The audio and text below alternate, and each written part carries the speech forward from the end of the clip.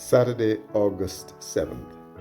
Today's reading 2 Samuel 12:26-31.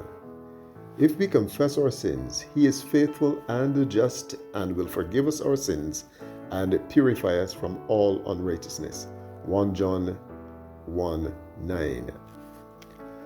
Back in the battle. As a child, she had hurled vicious words at her parents. Little did she know that those words would be her last interaction with them. Now, even after years of counseling, she can't forgive herself. Guilt and regret paralyze her. We all live with regrets, some of them quite terrible.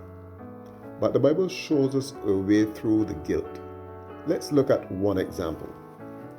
There's no sugarcoating what King David did. It was the time when kings go off to war. But David remained in Jerusalem, 2 Samuel 11:1.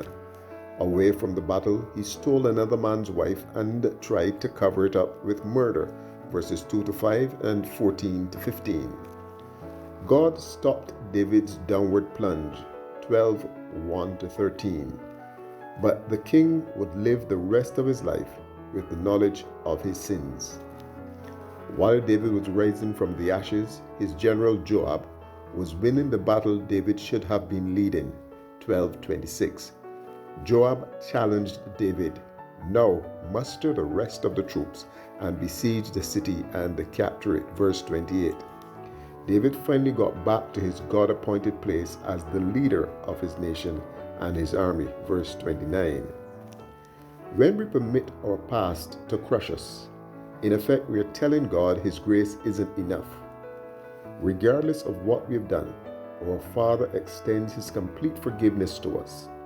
We can find, as David did, grace enough to get back in the battle.